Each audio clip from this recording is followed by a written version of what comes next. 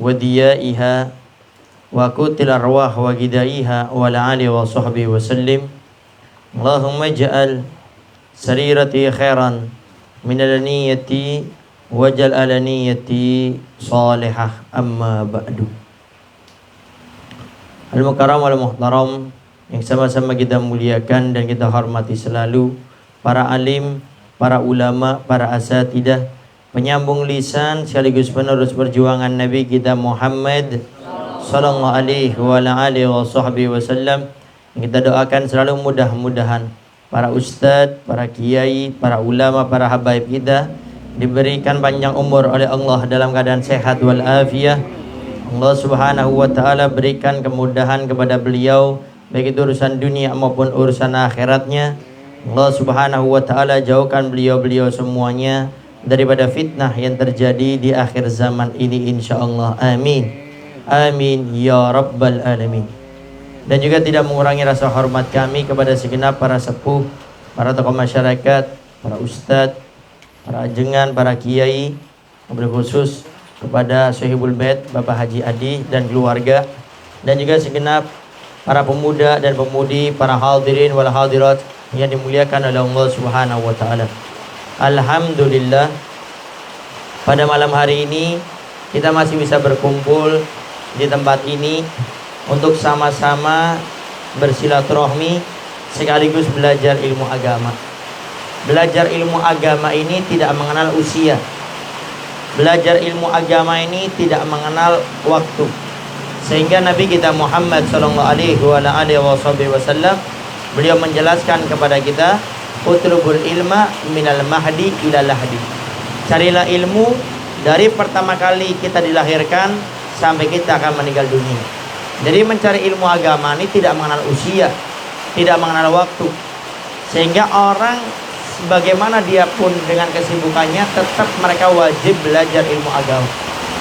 Sehingga di hari kiamat Allah Subhanahu wa taala tidak akan memberikan udzur, tidak akan memberikan keringanan kepada siapa di antara mereka yang beralasan akan dimasukkan ke neraka oleh Allah Subhanahu wa taala. Kemudian mereka mengatakan, "Ya Allah, saya tidak tahu itu suatu kewajiban. Ya Allah, saya kira itu bukan suatu yang diharamkan. Ya Allah, saya kira itu bukan suatu dosa." Sehingga yang seperti ini Allah Subhanahu wa taala tidak akan memberikan rukhsah. Kenapa? Karena alasannya kita ini tidak belajar ilmu agama.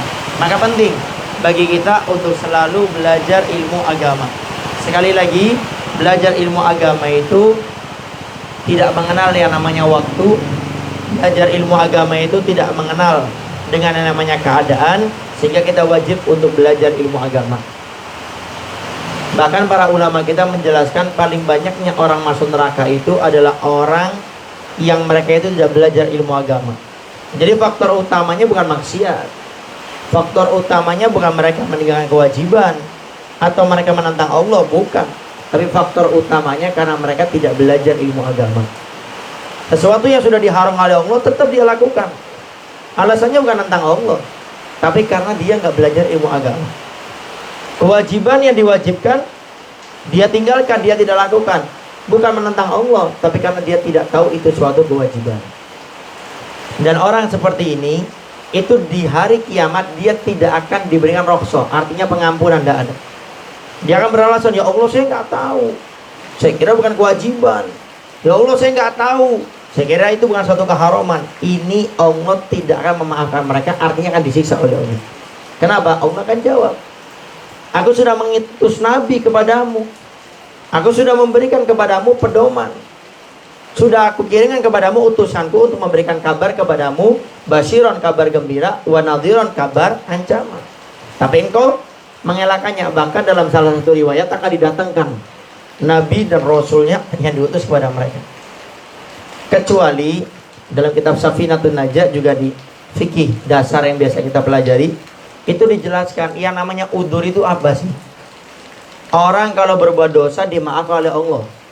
Orang meninggalkan kewajiban tidak akan disiksa oleh Allah. Itu apa yang dimaksudkan udzur atau ma'dzur itu?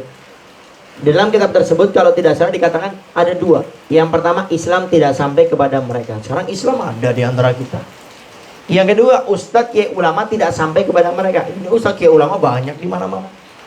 Cuma kadang-kadang gara-gara kita lebih sibuk mengurusi dunia, kita lebih sibuk dengan urusan kita, akhirnya kita tidak mau belajar ilmu agama.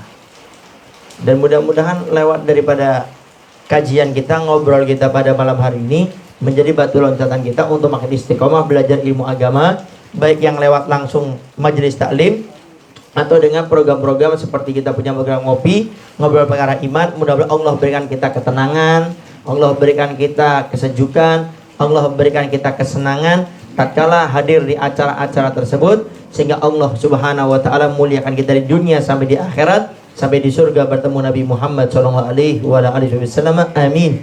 Amin ya rabbal alamin. Para hadirin wal hadirat yang dimuliakan oleh Allah Subhanahu wa taala. Kemudian kita insyaallah besok itu masuk tanggal 15 Sya'ban, atau kita kan namanya nisfu Sya'ban. Sekarang ini tanggal 14. Karena pergantian hari di dalam tahun Hijriah kita ini berbeda dengan tahun Masehi. Kalau tahun Masehi pergantiannya itu di jam 24.00 atau di jam 00.00. Itu tahun barunya orang kafir, kita orang Islam. Kalau dalam Islam, tahun baru Hijriah itu pergantian hari itu pada maghrib. Sehingga sekarang ini tanggal 14. Sehingga sampai jam sebelum maghrib itu tanggal 14. Sehingga masuk maghrib, kita masuk di tanggal 15 ya. Sya'ban, atau kita kan namanya nisfu Sya'ban. Apa itu nisfu Sya'ban?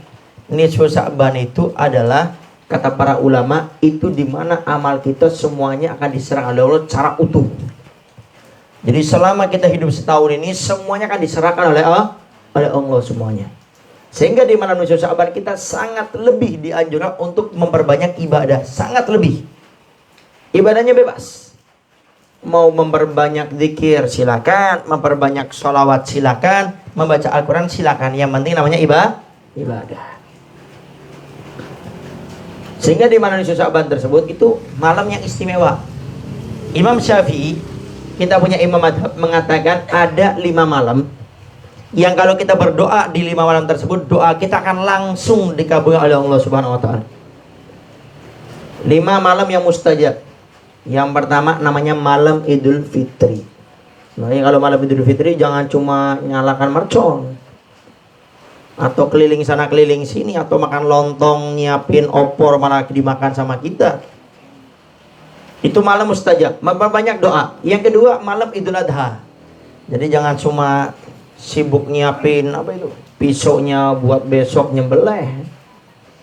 Berbanyak doa. Yang ketiga adalah malam Jumat. Makanya kalau malam Jumat itu orang berdoa akan sangat lebih cepat dikabulkan oleh Allah Subhanahu wa taala. Yang keempat adalah malam 1 Rajab. Jadi masuk bulan Rajab itu di malamnya itu sangat lebih doa kita akan dikabulkan oleh Allah Subhanahu wa taala. Yang kelima, yang terakhir adalah malam nisfu Sya'ban. Besok Ahad malam Senin itu pada maghrib kita masuk malam nisfu Sya'ban. Siapa yang berdoa pada malam tersebut, doanya akan cepat dikabulkan oleh Allah. Yang saat ini pengen nikah, yang jomblo-jomblowati, yang laki-laki sudah ngelamar sana ngelamar sini, ditolak mentah-mentah, bahkan mungkin nggak separuh mateng, nggak separuh mentah, nggak jelas. Nah sehingga di malam tersebut minta, ya Allah saya pengen nikah ya Allah, minta. Tapi ngaca, minta nikah ngaca dulu. Saya pantas nikah, hendak akhlak saya bagaimana, sholat saya bagaimana, hubungan saya sama Allah bagaimana. Bukan hanya masalah materi, bukan hanya masalah duit, ya kan? Wahyu dengan, bukan cuma masalah duit. Ada orang sekarang juga tuh, belum punya duit, uangnya kurang, pekerjaannya belum ada, akhirnya sampai mati nggak dapat pekerjaan, nggak nikah. Akhirnya. Minta sama Allah. Kemudian yang sudah menikah, pengen diberikan langgeng oleh Allah ke rumah tangga yang sakinah mawaddah, minta sama Allah. Yang sudah nikah lama belum punya anak, minta sama Allah. Punya anak tapi anaknya agak lumayan bandel, minta sama Allah. Semuanya minta. Besok malam pada maghrib perbanyak doa. Nah dalam kitab Kanzun Najwa Surur atau karangan kitab para ulama-ulama kita itu banyak menjelaskan ada amalan yang dilakukan biasanya dari dulu oleh ulama-ulama kita sampai saat ini, yaitu membaca Yasin 3 kali. membaca Yasin 3 kali. Yang pertama caranya, sebelum baca Yasin kita niat dulu. Jadi niat baca Yasin yang pertama, sebelum baca Yasin niat. Agar apa? Agar kita di bacaan Yasin yang pertama ini dijauhkan daripada musibah dan bencana semuanya. Sudah berdoa semuanya diniatkan Fatihah, baca Yasin. Selesai. Yang kedua membaca Yasin kita niat. Agar apa? Diberikan oleh Allah keluasan rezeki dan dipanjangkan umurnya oleh Allah dalam keadaan ketaatan dan kebaikan. Minta sama Allah. Fatihah, baca Yasin lagi. Yang ketiga adalah kita berniat, ya Allah mudah-mudahan Engkau cabut nyawa kami tatkala akan Engkau cabut nyawa kami dalam keadaan husnul khatimah. Fatihah, baca Yasin. Itu yang dianjurkan dan itu umum di mana-mana. Ada yang ngomong, Beb itu bid'ah, Beb. Tidak ada sama Nabi. Khurafat itu tidak ada sama Nabi. Nah, kita tanya dulu. Kalau nggak ada sama Nabi apa? Bid'ah, Beb. Kullu bid'atin dhalalah wa kullu dhalalatin finnar. Setiap bid'ah itu sesat. Dan setiap sesat itu masuk neraka. Pandang baik-baik muka orang tersebut dari ujung rambutnya sampai ujung kakinya. Tanyakan sama mereka, dia pakai kopiah. Pak, itu kopiah zaman Nabi ada enggak, Pak? Kemudian dia mungkin pakai motor. Pak, itu motor zaman Nabi ada enggak, Pak? Pakai celana kayak gini nih. Pak, itu celana zaman Nabi ada enggak, Pak? Kalau memang yang setiap yang tidak ada zaman itu sesama masuk neraka, Bapak nerakanya paling dalam loh. Karena bid'ahnya paling banyak daripada saya. Nah. Jadi ini sudah dijelaskan oleh para ulama. Bukan setiap sesuatu yang tidak ada zaman Nabi itu sesat neraka. Bukan. Sudah dijelaskan sama ulama kita. Bid'ah itu ada dua. Ada bid'ah yang hasanah, ada bid'ah yang sayyi'ah. Sudah selesai. Ada bid'ah yang baik, yang tidak ada zaman Nabi. Ada zaman sekarang cenderung untuk mengingatkan hamba kepada Allah dan Rasulullah. Itu dianjurkan. Ada bid'ah sayyi'ah, tidak ada zaman Nabi. Ada zaman sekarang cenderung menjadikan orang lupa dan lalai kepada Allah. Allah itu sudah panjang lebar. Tapi ini Al-Fakir ingatkan ya. Kalau ada orang tiba-tiba ngomong bid'ah, syirik, sesat, masuk neraka. Tidak usah kita sok alim, sok tahu, apalagi kita tidak pernah mondok. Kita cuma ngandelin hadir majelis taklim. Kadang-kadang juga pertengahan udah mulai ngantuk-ngantuk, apalagi habis diguyur hujan lagi nih, enak nih. Bagi yang nyender-nyender. Berarti nyender-nyender nih, tiba-tiba ngantuk kayak. Karena belajar ilmu agama ini tantangannya lebih besar daripada sholat. Sampai dikatakan bahwasanya dalam syair Imam Syafi'i itu asyaddu ala syaitani min alfi abidi, dikatakan. Fa inna faqihan wahidan mutawarri'ah asyaddu ala syaitani min alfi abidi. Kata Imam Syafi'i kalau tidak salah dikatakan syaitan itu lebih takut, lebih khawatir kepada orang yang paham ilmu agama yang waro. Jadi alim paham agama dan waro. Waro itu nggak suka dengan sesuatu yang subhat. Nggak suka dengan sesuatu yang subhat. Contoh yang simpel yang sering terjadi. Ini aja acara kita nih di tempat beliau Haji Adi. Selesai naruh sendal, kebetulan kita bagian beres-beres nih. Oh, saya ingin cari pahala. Yang lain pulang kita beres-beres. Pas beres-beres sendal kita nggak ada. Mana sendalnya? Ada sendal satu di ujung. Loh, sendal nih. Yang lain nggak ada, cuma tinggal kita aja. Kan nggak jelas ini gimana nih? Apa sendal saya dipakai kali sama dia? Apa salah sendal? Nah ini nggak jelas. Akhirnya seenaknya dipakai. Nah ini bukan punya sifat waro. Waro itu nggak suka dengan sesuatu yang tidak jelas, yang subhat. Subhat itu belum jelas halalnya, belum jelas haramnya, itu subhat. Nah orang alim yang waro ini lebih dikhawatirkan oleh setan daripada 1000 orang ahli ibadat tapi nggak punya ilmu agama. Makanya jangan heran kalau hadir ke tempat ini ngantuknya lebih berat daripada kerja mikul karung sampai mungkin 3 sekaligus. Lebih berat, ngantuknya lebih lagi. Kenapa? Karena kita ini orang-orang yang sangat ditakuti oleh setan. Setan sangat takutin sama orang-orang yang kita ini. Paling takut sehingga orang kalau hadir majelis ini, cobaannya berat. Baru gerimis sedikit, nggak dateng ya. Loh kenapa kan bisa pakai payung? Dalam agama kita kan sholat berjamaah aja boleh ditinggalkan kalau ada hujan. Berat. Padahal bisa pakai payung, bisa ini semuanya. Nah, oleh karenanya Yang namanya nisfu Sya'ban, kita kembali lagi, jadi sangat dianjurkan memperbanyak ibadah. Kalau ada orang yang mengatakan ini bid'ah, ini syirik, tidak usah repot-repot, kita nggak pernah mondok, jangan sok tahu. Yang menonton badannya gede, kamu berani sama saya, nggak usah gitu.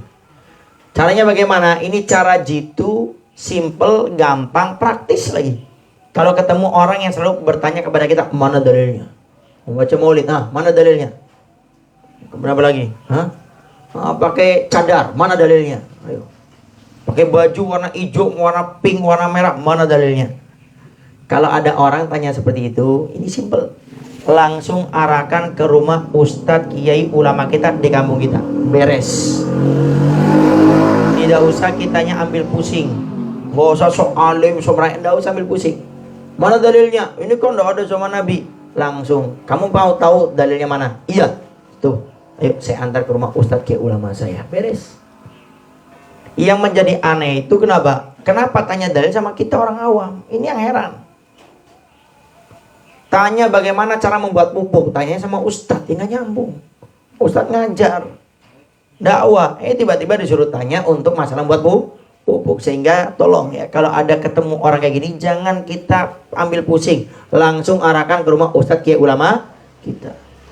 Kalau dia kata, oh maaf saya sibuk, saya punya waktu sehari ini 26 jam, saya sibuk sudah, tidak bisa ketemu orang. Nah, katakan sama dia, kapan Anda punya waktu, ustadz, kiai, ulama saya akan datang memberikan semua apa yang Anda inginkan tentang masalah dalil. Selesai.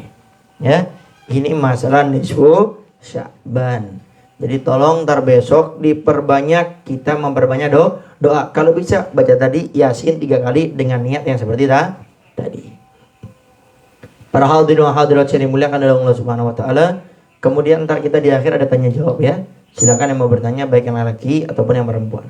Sebentar lagi kita kurang lebih mungkin sekitar 15 hari ke depan kita akan masuk bulan Ramadan. Ini bulan Ramadan ini, kalau tidak salah Al-Fatih pernah mendengar keterangannya ini, Nabi pernah gelisah suatu saat. Gelisah. Memikirkan kita sebagai umatnya. Apa yang dipikirkan Nabi? Umat saya ini kecil-kecil. Umurnya pendek-pendek. Bagaimana sama amalnya? Sedangkan zaman dulu ada seorang yang Nabi ceritakan dalam hadis bahwasanya orang itu punya umur 500 tahun dipakai semuanya untuk ibadah. Nah, umat saya umurnya antara 60-70, ibadahnya nggak begitu kencang, mau saingan sama umat terdahulu, gimana ini? Allah jauh kegelisahannya Nabi Muhammad SAW dengan kata Allah, aku akan ciptakan wahai Rasulullah 1 bulan di mana umatmu beribadah di bulan tersebut akan aku lipat gandakan pahalanya. Kemudian di malam tersebut, di bulan tersebut aku berikan 1 malam, kalau mereka ibadah di malam tersebut lebih afdal daripada beribadah 1000 bulan, atau kita kenal namanya Lailatul Qadar. Kemudian Allah berikan kepada kita namanya bulan Ramadan. Sekarang bagaimana Ustadz Habib agar saya bisa maksimal ibadah di bulan Ramadan? Ada 5 cara agar bagaimana kita bisa maksimal ibadah di bulan Ramadan. Yang pertama caranya ada dengan kita mengingat keutamaannya dengan menghadirkan kemuliaan bulan Ramadan. Harus kita merasa Ramadan ini beda dengan yang lainnya. Makanya jangan heran ada orang masuk bulan Ramadan malah sibuk cari duit. Sibuk nyari baju untuk lebaran. Padahal baru masuk tanggal 1 Ramadan. Apalagi kadang-kadang ada orang tanya, kenapa kamu gak puasa? Saya kerja katanya. Orang-orang yang seperti ini ada kenapa? Karena mereka itu tidak mengagungkan bulan Ramadan. Bagaimana caranya mengingat keutamaan di dalamnya. Coba bagaimana Nabi mengistimewakan bulan Ramadan. Apa kata Nabi? Orang yang melakukan ibadah sunnah, perkara-perkara sunnah, itu pahalanya dilipat ganda oleh Allah menjadi pahala wajib. Jadi perkara sunnah yang kita lakukan entah di bulan Ramadan, itu pahalanya bukan sunnah, tapi diberikan pahala seperti kita mendapatkan pahala beribadah wajib. Kemudian perkara wajib yang kita lakukan dilipat ganda menjadi 70 kali lipat. Dan itu cuma dari bulan Ramadan. 1 detik, 2 detik kita keluar bulan Ramadan, itu tidak ada lagi pelipat gandaan amal. Tidak ada. Orang senyum sekarang ini, pahalanya pahala sunnah. Tapi keluar bulan Ramadan, masuk bulan Ramadan, itu pahalanya pahala wajib. Makanya perbanyak senyum. Kalau yang sekarang belum bisa senyum, belajar dari sekarang. Masih ada 15 hari. Jangan salah, ini benar kata Nabi. Senyum sama orang. Pak, sehat. Pahala wajib. Sehat. 2 pahala wajib.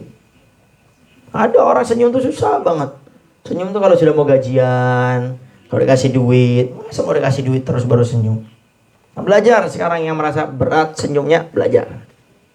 Ingat keutamaannya, maka kita bisa mengagungkan, memuliakan bulan Ramadan. Yang kedua, mengatur waktu ibadah di bulan Ramadan. Ini penting. Ini kadang-kadang suka diremehkan, padahal ini penting luar biasa.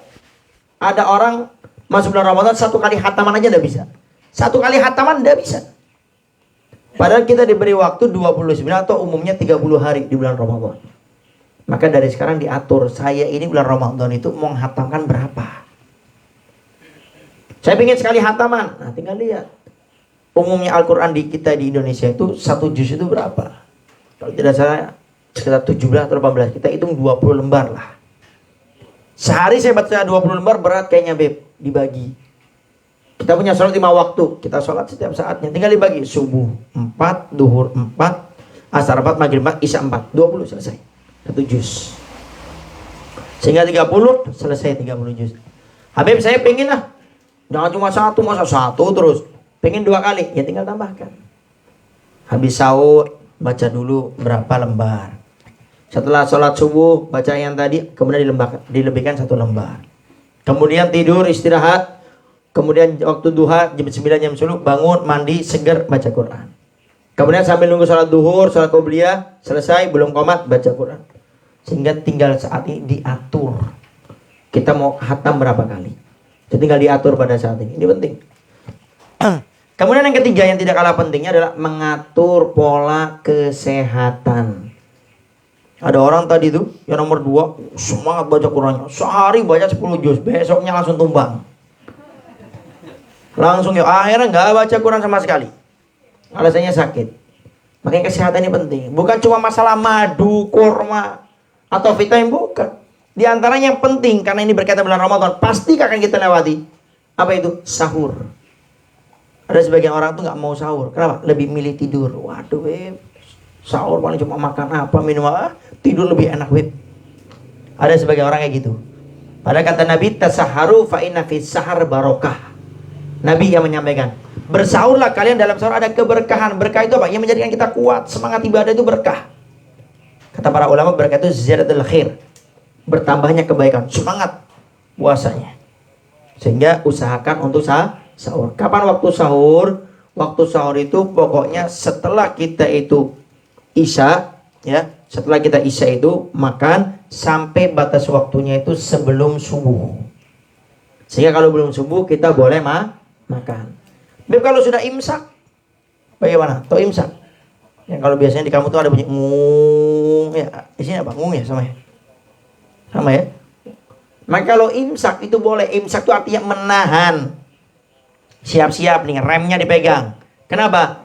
Kalau imsak kita makan, kalau ternyata makan keenakan sambil nyantai ngeliat HP, adzan masih makan, batal.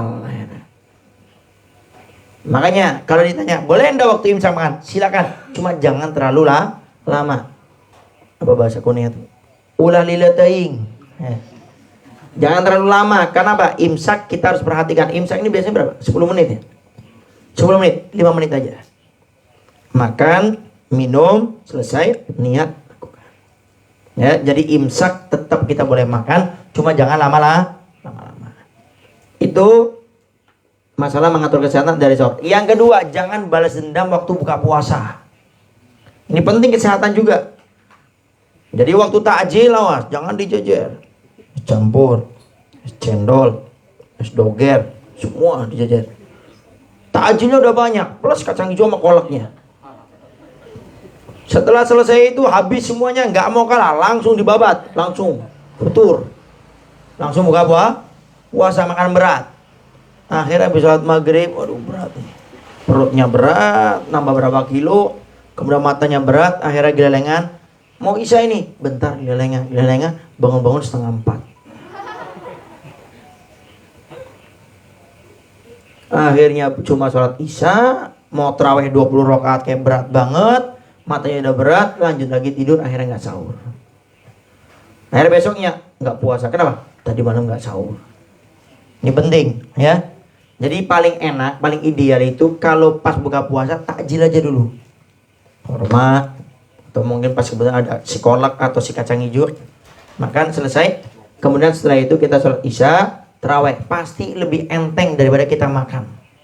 Coba buktikan. Kalau kita cuma takjil ya, kurma atau apa macam-macamnya, makan berat enggak? Kemudian sama besoknya coba kita makan berat. Beda kan waktu kita sholat tarawihnya dengan yang seperti tadi.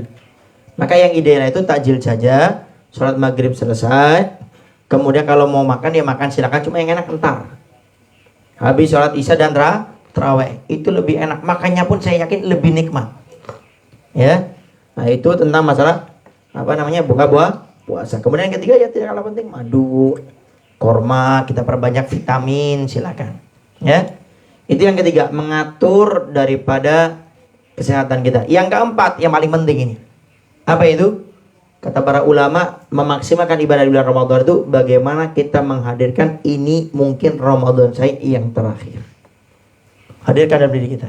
Makanya kata para ulama, siapa yang paling bisa menghadirkan rasa ini, itu orang ibadahnya insya Allah paling maksimal. Hadirkan, ini mungkin Ramadan saya yang terakhir. Sehingga dia nggak sibuk nyari daster, kerudung, sarung, peci di mall-mall. Bagaimana kalau saya meninggal Ramadan ini? Sedangkan di bulan Ramadan semua amal dibagikan oleh Allah. Kalau tahun depan saya nggak dapat ini bagaimana? Sehingga dia maksimal. Dan jangan kita pilih-pilih. Ada orang maksimal beribadah di bulan Ramadan nunggu 10 ganjil yang terakhir. 10 ganjil, makanya ada masjid ramai cuma di tanggal 21, 23, 25, 27, 29. Sama tanggal 1, tanggal 2 Ramadan. Pertama kali Ramadan, sholat tarawih 10 soft 2, 3, 4, 5. Hari kedua mulai terjadi kemajuan soft jadi 9. Terus sampai ada cuma si imam sama si muadzin. Ini kenapa terjadi seperti ini? Karena dia pilih-pilih ibadah di bulan Ramadan. Jangan. Tapi katanya Lailatul Qadar itu adanya di 10 ganjil terakhir. Itu masih diperbincangan. Tidak ada yang mengatakan dalam hadis Nabi Ramadan ini. Enggak. Coba lihat. Ada yang mengatakan 21, ada yang mengatakan 23, 25, 27, 29. Bahkan ada yang mengatakan 19, ada yang mengatakan 1 Ramadan. Itu Lailatul Qadar. Intinya kalau kita simpulkan tidak ada kepastiannya. Tapi alangkah indahnya kalau kita mengikuti perkataan Habib Ali Habsyi yang baru saja tadi kita baca maulidnya itu. Kata beliau apa? Orang yang mendapatkan malam Lailatul Qadar adalah orang yang menjadikan setiap malam bulan Ramadan adalah malam Lailatul Qadar. Artinya apa? Dia maksimal ibadahnya, nggak pilih-pilih. Kenapa? Karena dia meyakini ini mungkin Lailatul Qadar, besok Lailatul Qadar, besok Lailatul Qadar. Maksimal ibadahnya. Al-Fakir sering ngasih gambaran kayak gini. Ada orang kerja di pabrik yang sama, 2 orang kerja di pabrik yang sama. Yang satu ini rajin, tanggal 1 masuk sampai tanggal 20, rajin. Tanggal 21 sakit dia sampai akhir gajian. Yang satunya lagi nggak pernah masuk kerja sama sekali, nggak pernah masuk. Tapi di tanggal 21 sampai akhir dia itu masuk kerja. Kenapa? Karena mau gajian. Ini bosnya tahu nih 2 orang ini. Sekarang saya tanya, yang dikasih gaji sama si bos itu yang satu atau yang kedua? Yang ke satu ini masuk terus, rajin. Sampai tanggal 20 tiba-tiba dia sakit. Tanggal 21 sampai akhir bulan gajian dia tidak masuk karena sakit. Si bos tahu. Tapi yang kedua nggak pernah masuk. Tanggal 1 nggak masuk, 2 sampai 20 nggak masuk. Tapi dia masuk tanggal 21 karena mau gajian. Yang dikasih yang satu atau yang kedua? Satu atau yang kedua? Satu. Itu kita manusia bagaimana Allah lebih tahu lagi. Maka ingat, dari sekarang jangan pilih-pilih ibadah di bulan Ramadan. Pokoknya jadikan ini setiap malamnya adalah malam Lailatul Qadar. Kemudian yang terakhir yang kelima, agar kita bisa maksimal ibadah di bulan Ramadan, perbanyak berdoa. Tadi 4 itu usaha dohir. Sekarang kita usaha batin, minta sama Allah, ya Allah 15 hari ke depan saya akan masuk bulan Ramadan, bantu saya agar bisa maksimal ibadah di bulan Ramadan. Minta sama Allah, Allah akan berikan kekuatan. Karena Allah tidak pernah akan menyanyiakan hambanya yang berdoa. Minta sama Allah. Bahkan Al-Fakir pernah mendengar ceramah Habib Awgar Masyhur Al-Adni, Yaman, yang belum punya pesantren. Sebagian orang Indonesia kalau melanjutkan pelajaran di bidang agama, melanjutkan studi ke pondok pesantren beliau. Kata beliau apa? Kenapa umat Islam kok dilihat serasa lemah? Kata beliau salah satu faktornya karena umat Islam saat ini sudah mulai meninggalkan berdoa. Jarang doa, dia maunya cuma pakai usaha fisik, saya usaha ini, usaha ini, usaha. Tapi dia lupa berdoa sama Allah. Pada kata Nabi, ad-du'a silal mu'min, kata beliau. Nabi mengatakan doa itu senjata pusakanya orang muslim. Sehingga orang-orang muslim usaha doir didorong dengan doa, gak usah khawatir, semuanya karena Allah berikan kemudahan. Nah pada saat ini ayo kita mulai memperbanyak berdoa, minta sama Allah, minta Pak, minta sama Allah. Khususnya besok malam di malam nisfu Sya'ban. Perbanyak berdoa, minta apa? Tinggal minta kepada Allah Subhanahu wa taala. Sayyidah Aisyah pernah bertanya sama Nabi, "Ya Rasulullah, doa apa? Dzikir apa yang paling afdol dibaca di bulan Ramadan?" kata beliau. Oh, kamakol Nabi sampaikan, hendaknya engkau ya Aisyah baca dzikir ini. Apa itu? Allahumma inna nas'aluka ridhakal jannata wa na'udzubika minan nar. Allahumma innaka afuwun karim tuhibbul afwa fa'fu anna ya karim. Biasanya kalau sudah menjelang mau buka itu di masjid mushola baca itu. Kata sebagian para ulama yang Al-Baqi pernah dengar, itu salah satu doa agar kita pengen dapat Lailatul Qadar. Artinya kalau kita baca itu insya Allah ibadahnya makin semangat. Ya, bacanya berapa? Terserah. 1 boleh habis sholat, 2 boleh, 3 boleh, yang penting istiqamah. Nah, para hadirin hadirat yang dimuliakan oleh Allah Subhanahu wa taala, mungkin itu saja yang bisa Al-Fakir sampaikan pada kesempatan kali ini. Barangkali ada yang mau ditanyakan, silakan. Mungkin kita ambil 1 pertanyaan dari yang laki-laki, 1 pertanyaan daripada yang perempuan yang akhwat. Silakan. Wallahu a'lam bishawab. Enggak, fadhil. Ada mic-nya?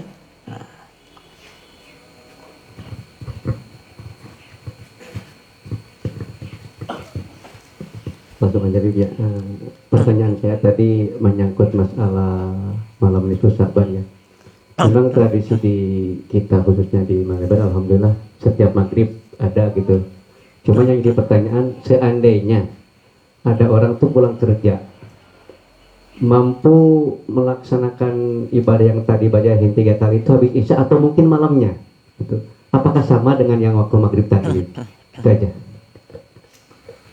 Baik, ada pertanyaan yang membaca Yasin 3 kali apabila dia tidak baca di waktu maghrib karena pulang kerja atau capek atau apa, sehingga dibacanya itu pada isya, apakah dia tetap dapat keutamanya? Tetap mendapat keutamanya.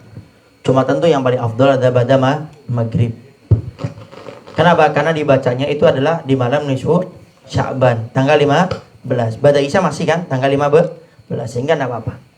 Cuma kalau bisa tetap di waktu pada maghrib, karena itu dibacanya pas tanggal 15 Sya'ban. Pada isya tetap 15 Sya'ban. Beb ketiduran, Beb. Habis maghrib enggak baca, mau baca ketiduran. Sampai sujud tidurnya. Bangun-bangun jam 3 malam sudah baca, enggak apa, karena waktu itu juga masih tanggal 15. Cuma yang paling afdol tentunya adalah setelah pada maghrib. Tapi kalau enggak bisa pada maghrib, tetap dibaca, tidak menjadi masalah walaupun bukan pada maghrib. Wallahu a'lam bishawab. Ada lagi silakan. Ya, Bib. Bismillahirrahmanirrahim. Assalamualaikum warahmatullahi wabarakatuh. Assalamualaikum warahmatullahi wabarakatuh. Nabi Muhammad. Allahumma shalli alaihi wa ala alihi wasallam. Sehat, Bib. Alhamdulillah.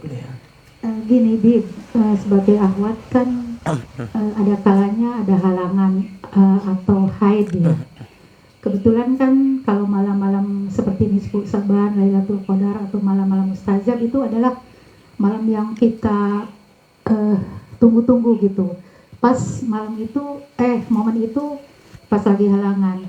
Apakah boleh gitu? Kita misal diganti dengan amalan apa atau mengerjakan hal yang lain gitu. Karena kan otomatis nggak bisa sholat kan, atau baca Quran. Ya mungkin amalan yang lain gitu.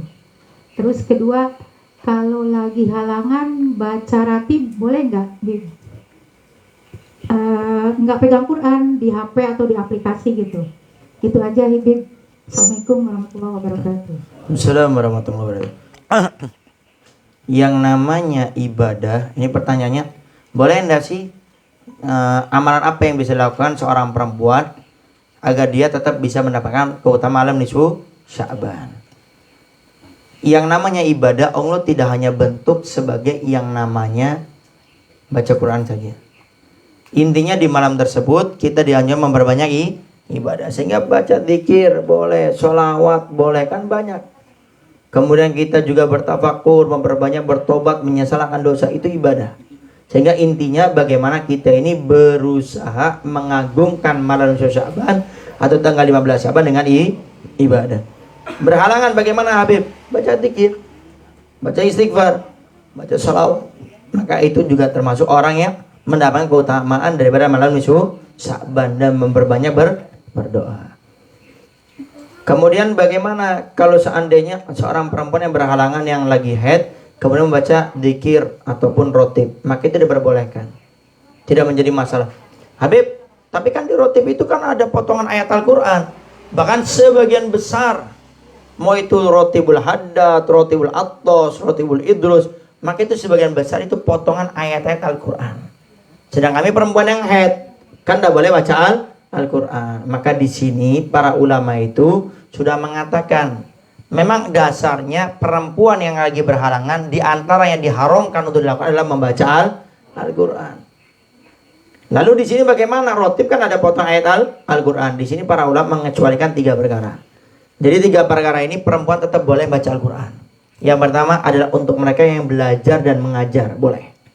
Jadi ada akhwat ibu-ibu sedang haid, tapi dia pengajar atau ada yang belajar, maka dia tetap diperbolehkan membaca Al-Quran, tapi tidak boleh menyentuh. Ingat, cuma membaca. Sehingga nanti kalau ingin membolak-balikan Qurannya, pakai alat bantu. Kemudian yang kedua, untuk menghafal Al-Quran. Yang sedang menghafal Quran, perempuan yang haid tetap diperbolehkan untuk murojaah, mengulangi, bukan menambah. Contoh dia punya hafalan 10 juz, itu aja yang diulang, nggak boleh nambah. Dan sebagian ulama kita mengatakan tidak boleh keluar suaranya. Jadi cukup mimiknya aja. Nggak boleh keluar suaranya. Kemudian yang ketiga, untuk zikir. Seperti tadi baca rotibul attos, rotibul haddad, rotibul idrus, itu boleh. Jadi kita bukan baca Quran, tapi diniatkan untuk baca zikir. Begitu juga baca maulid, ya, atau sebelum tidur untuk perlindungan, kata para ulama. Sebelum tidur baca kulhu 3 kali, Al-Falaq sekali, An-Nas sekali. Membaca penutup surah Al-Baqarah yang terakhir itu diperbolehkan. Niatnya bukan baca Quran, tapi niatnya untuk perlindungan atau untuk berzikir, maka diperbolehkan. Ente naon-naon. Ya, jadi diperbolehkan, tidak menjadi masalah. Nama wallahu a'lam bishawab. Lagi? Yang lagi? Fadol. Ya? Satu lagi boleh? Baik. Umi dulu. Di luar tema, Bib. Fadol. Ada orang yang punya kesempatan buat ibadah haji, pergi haji gitu, Bib. Tapi dengan hadiah sejenis kompetisi gitu. Nah, pertanyaan saya itu, orang tersebut tidak ada kebaikannya, maksudnya hasil dari pergi ibadah itu nggak ada perubahan gitu. Kayak dikatakan bukan haji mabrur, wallahu alam gitu. Nah itu gimana, Bib? Maksudnya memang karena dia itu nggak siap panggilan Allah, atau memang belum dapat hidayah, atau gimana, Bib? Tapi hajinya sah nggak, Bib? Itu aja. Syukran jazakallahu khairan. Baik, yang pertama yang perlu dipahami, haji itu diwajibkan kepada siapa? Itu dulu pahami. Haji itu dalam hadis atau Al-Quran dikatakan haji itu bagi yang mampu. Artinya yang nggak mampu jangan maksa, apalagi sampai ngutang kredit hajinya. Atau dulu berapa tahun yang lalu, dikenal apa haji apa? Haji talangan. Haji talangan. Mau waktu bulan dibayar, Pak Haji talangan, Pak Haji utang, Pak Haji kredit, nah enak. Sehingga kalau nggak mampu jangan maksa. Beb katanya kalau orang nggak haji, ntar meninggalnya bisa jadi Yahudi atau Nasrani. Itu kalau orang mampu tapi sengaja dia nggak pengen haji. Tapi kalau kita nggak mampu, nggak bakal kena hukum dosa. Beb rukun Islam, tahu. Tapi ada syaratnya. Manis tato'a ilaihi sabila. Bagi orang yang mampu untuk melakukan perjalanan haji. Nah sekarang kategori mampu. Mampu itu kira-kira kategorinya itu seperti apa? Orang yang haji mampu itu seperti apa? Mampu untuk berangkat, tinggal di sana, pulang, dan memberikan nafkah kepada orang yang wajib dia berikan nafkah. Kalau sekarang kan praktis, daftar haji itu sudah cukup. Tinggal kita pikirkan saat ini saya tinggalkan 40 hari, istri anak saya makan apa? Saya kasih uang apa? Sehingga kalau dia maksa, cuma ada 35 juta, udahlah ngikut. Anak kamu saya titipkan kepada Allah dan Rasulnya. Wah gaya. Kalau ngaji jangan ngantuk makanya. Yang namanya titipkan sama Allah Rasulullah itu harus usaha, harus ikhtiar. Ya. Sehingga kalau ada orang intinya haji maksa, mau itu namanya talangan, haji utang, atau orang berangkat haji seperti tadi kemudian dia tidak memberikan nafkah kepada istri anaknya, itu hajinya sah selama dia memenuhi syarat-syaratnya, tapi tidak diterima oleh Allah dan berdosa. Kenapa? Karena dia tidak memenuhi syarat. Kalau sah selama dia tidak melakukan yang membatalkan haji. Tapi di hadapan Allah dia itu tidak dapat pahala dan dihukumi dosa. Makanya jangan maksa. Jadi kalau sudah waktunya haji, wayahna. Tapi kalau enggak, ya sudah. Sabar sampai akhirnya Allah memanggil kita untuk haji. Nah, kemudian bagaimana haji kompetisi? Kompetisi itu bentuknya apa? Pakai undian. Kalau undian itu kan namanya hadiah, maka tidak menjadi masalah. Tapi kalau untuk mendapatkan undian tersebut harus kita bayar, itu baru hukumnya haram, namanya judi. Ya. Sama termasuk kita main permainan, ya, main permainan. Di dalamnya itu ada boneka, ada motor, contoh. Dalamnya itu ya, anggap aja bahwa di dalam itu ada motor, ada mobil, ada boneka, macam-macam. Nah kalau pengen itu harus bayar dulu.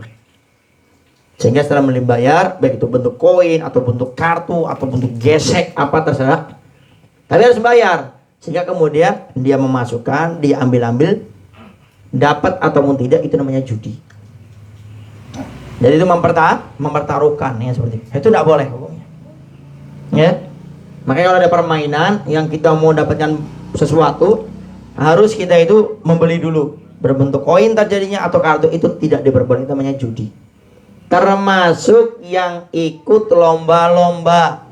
Contoh, lomba apa? Ini contoh ya, mudah-mudahan tidak ada nih. Lomba burung, ya, burung. Ikut perlombaan, boleh tidak ikut perlombaan? Boleh.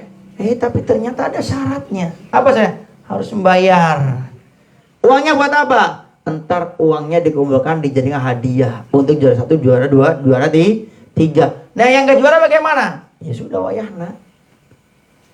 Dia gak dapat hadiah, itu namanya judi. Tidak diperbolehkan. Jangankan burung, hadroh pun sama ini. Tim kemplangan. Hadroh. Ikut lomba hadroh. Kemudian setelah itu harus ada bayar pendaftaran. Sekarang tanyakan uang pendaftarannya kemana itu? Untuk hadiah, ya judi itu. Walaupun hadroh, sama aja. Tidak diperbolehkan. Sama main bulu tangkis, yang kalah bayar. Sama judi juga ini. Pak Haji main pingpong. Tadi siang saya tanya mana Pak Haji? Oh yang istrinya lagi main pingpong beb. Tapi nggak bayar kan Pak Haji ya? Yang kalah bayar, judi sama aja itu. Futsal lapangan besar tetap. Jadi kalau ntar yang kalah, ada istilah yang kalah bayar, itu namanya judi. Main futsal, kebobolan 1 push up, sama judi juga itu. Ya, tidak boleh. Makanya saya kalau disuruh gitu, oh maaf, I'm sorry, saya nggak bisa. Tapi kalau di luar futsal saya suruh push up, ya lihat-lihat. Kalau nggak capek mau, kalau capek enggak lah. Nah ya, nah itu namanya judi. Nah, Allahu a'lam bishawab. Had. Fadhal. Assalamualaikum warahmatullahi wabarakatuh. Assalamualaikum warahmatullahi wabarakatuh. Begini Bib, saya mau bertanya. Ini pertanyaan ini memang ada orang yang bertanya kepada saya, Bib. Nah, Pertanyaannya tentang tadi baca Yasin setelah maghrib itu tiga kali. Yang pertama diniatkan untuk supaya dijauhkan dari balai kan gitu ya. Nah kemudian ada yang bertanya, ini kira-kira membaca Yasin dengan tujuan seperti itu masuk kategori ikhlas atau enggak gitu? Dan kalau dibandingkan dengan kita baca Yasin, ya sudah kita baca Yasin tapi karena Allah saja gitu, nggak perlu berharap apa-apa karena Allah tahu gitu. Nah bagaimana itu kira-kiranya? Kalau ditimbang-timbang itu bagus baca Yasin dengan diniati, apa memang bagus kita baca Yasin sudah ikhlas karena Allah saja, nggak usah pengen itu pengen ini, nanti Allah juga tahu apa yang dibutuhkan. Mungkin itu saja, Bib. baik. Bagaimana kalau kita ibadah, kemudian ibadah itu diniatkan untuk hajat kita? Itu termasuk ikhlas atau tidak? Ikhlas itu memang definisinya melakukan sesuatu karena Allah, tidak ada embel-embelnya. Kamu kenapa kok sekarang mulai baca zikir? Itu ada calon mertua saya di depan itu. Kalau itu namanya nggak ikhlas. Tapi ada namanya tawasul. Nah ini yang kadang-kadang lupa terbahaskan. Tawasul itu apa? Tawasul itu adalah dia itu berdoa tapi dengan perantara. Perantaranya itu banyak. Ada diantaranya perantaranya dengan nama-nama Allah. Ada diantara perantaranya daripada sekian ini adalah dengan amal soleh. Sehingga orang yang membaca Yasin dengan perantara Yasin meminta agar diberikan perlindungan oleh Allah, dimurahkan rezekinya, umurnya diberikan panjang umur dalam keadaan sehat walafiat, pengen dicabut meninggal dunia pada husnul khotimah, maka itu diperbolehkan. Makanya Nabi juga banyak kan dalam hadis, siapa orang sholat duha rezekinya dimudahkan. Berarti Nabi salah? Enggak. Jadi itu diperbolehkan. Itu namanya tawasul. Ya, berdoa dengan perantara agar dimudahkan kita punya hajat, itu boleh. Tapi kalau seandainya bagaimana yang lebih afdol? Iya, yang lebih afdol memang kalau berbicara masalah ikhlas, ya ikhlas tersebut. Melakukan sesuatu tidak apa yang diharapkan cuma karena mengharap ridha Allah. Cuma kan kadang orang kan kalau kayak gitu kan ada orang, aduh berat kayaknya, liar yang ini. Harus ada penyemangatnya ini. Sehingga nggak apa-apa. Penyemangatnya dengan seperti itu nggak apa-apa. Itu namanya tawasul, diperbolehkan, tidak menjadi masalah. Oleh karenanya sekarang saya tanya balik, kalau kita ibadah ngarap surga ikhlas enggak itu? Hah? Ikhlas definisinya apa? Melakukan sesuatu karena Allah. Nah kalau kita ngarap surga ikhlas enggak? Hah? Kita menjauhkan daripada minuman keras karena takut masuk neraka. Kalau kayak gitu kita ikhlas enggak? Meninggalkan minuman keras karena takut neraka. Makanya Imam Ali Zainal Abidin mengatakan orang itu beribadah ada 3 model. Imam Ali Zainal Abidin mengatakan orang ibadah 3 macam. Yang pertama, ada orang yang beribadah itu seperti budak. Karena nggak ada budak. Budak itu seorang pembantu yang ngikut hidup matinya sama tuan tersebut karena dia dibeli. Budak itu nggak mau kerja kecuali tunggu cambukan dari majikannya, nggak peka gitu loh, nunggu dipecut baru jalan.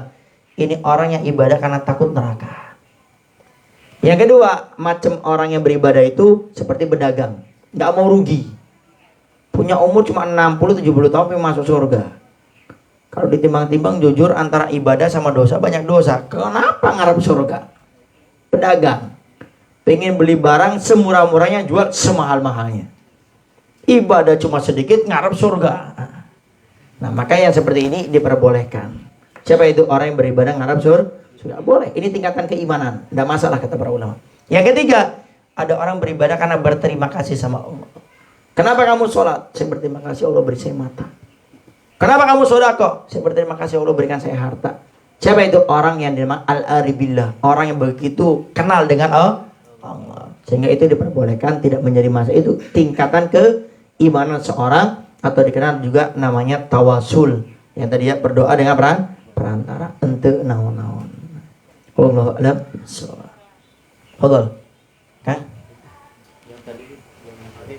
Yang apa itu? Ada pertanyaan baru. Ini sambil ngopi sambil nyantai-nyantai ya. Jangan terlalu tegang. Karena saya terus terang saya agak bingung juga, bukan nggak ngopi. Karena saya dengar tadi itu bukan ngopi.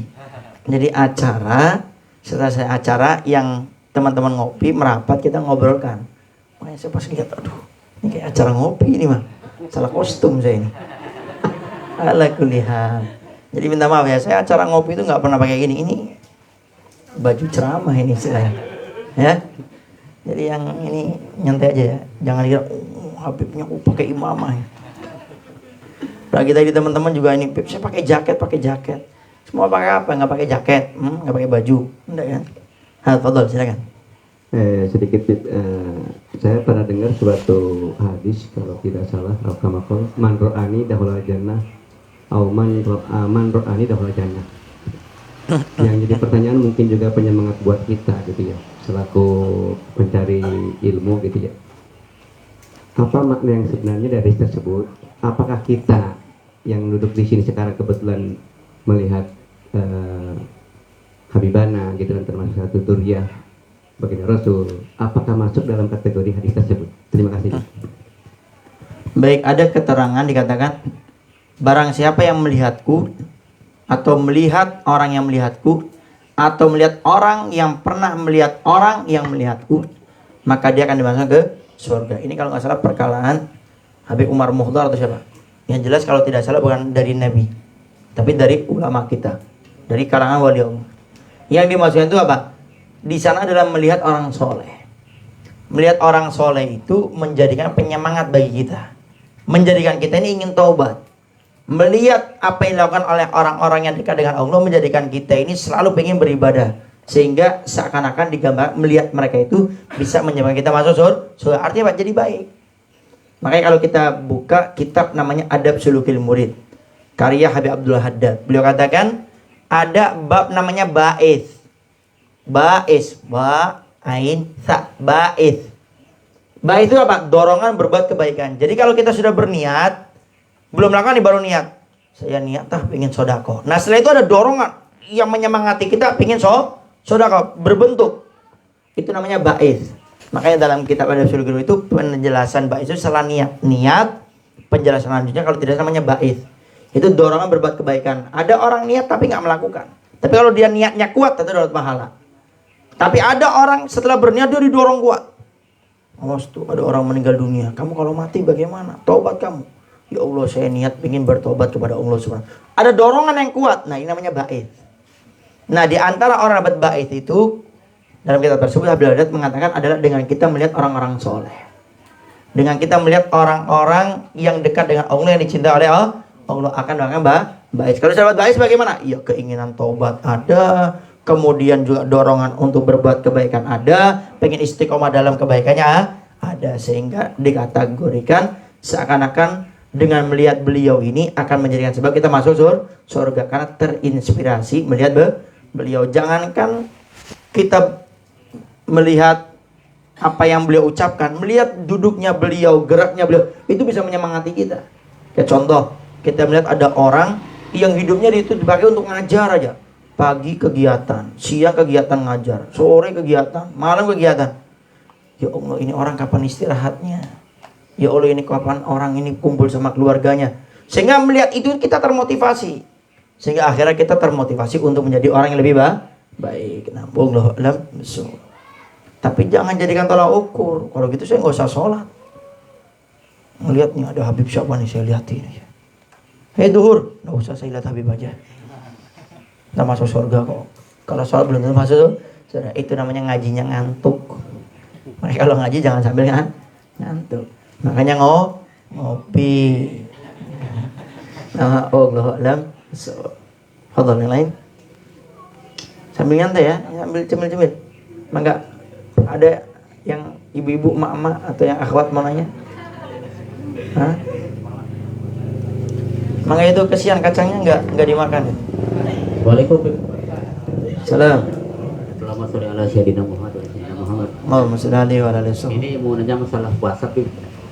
Ada keterangan bahwa orang tua yang di usia 85 sampai 90 dalam tanggungan yang Maha Kuasa, sedangkan orang tersebut untuk ukuran puasa udah nggak mampu, terus ditunjang harta nggak ada lah, istilahnya orang kurang mampu lah, itu bagaimana Bib? Apakah masih ada kewajiban untuk berpuasa? Baik, Makasih. yang namanya kewajiban itu adalah kewajiban, nggak boleh ditinggalkan. Tapi agama mengatur yang namanya makdur. Makdur itu orang yang boleh meninggalkan kewajiban tersebut. Di antaranya orang yang berpuasa, wajib dia puasa. Tapi ada orang yang tidak wajib puasa. Contoh, sakit. Kalau orang sakit maksakan diri untuk puasa, malah haram hukumnya. Contoh, dia punya mah. Dia harus makan tepat waktu, minum obat. Ayo makan, maaf, saya puasa di bulan Ramadan. Puasa itu wajib, tidak boleh ditinggalkan. Saya takut saya nggak puasa mati. Saya takut matinya su'ul khotimah. Lebih baik saya mati, meninggal, tapi dalam keadaan berpuasa. Bukan dia meninggal syahid, mati sangit, itu namanya. Artinya apa? Yang namanya ibadah harus dengan ilmu. Harus dengan ilmu. Oleh karenanya dalam agama itu diatur kalau orang sakit tidak wajib puasa, tapi entah dia wajib qadha. Jangan, awas nih, jangan sambil ngantuk-ngantuk nih. Oh, berarti kalau sakit tidak wajib puasa. Oh ya sudah, saya nggak usah puasa. Qadha, ingat. Ngantuk silir-silir nih. Ya, wajib qadha. Di antara lagi siapa? Musafir. Dengan catatan dia safar sebelum subuh. Khususnya kita fokus kepada pertanyaan orang tua. Orang tua yang seperti apa, Beb? Umur berapa ini? Tidak pakai umur. Orang tua yang dia sudah tidak mampu berpuasa. Jadi kalau umur enggak, kadang ada orang 70 tahun kuat, ada orang 20 tahun nggak puasa, ada. Sehingga kalau ukurnya itu orang tua sudah tidak kuat, maka dia tidak wajib puasa, cuma diganti pakai fidyah. Fidyah itu apa? Sebagai tebusan dia itu tidak berpuasa. Berapa fidyahnya? 6,7 ons beras. Atau dibilangkan 7 ons beras. Tahu 7 ons beras? Tahu timbangannya? Kalau nggak tahu, ntar pagi datang ke beliau nih. Nah, lihat timbangan beras.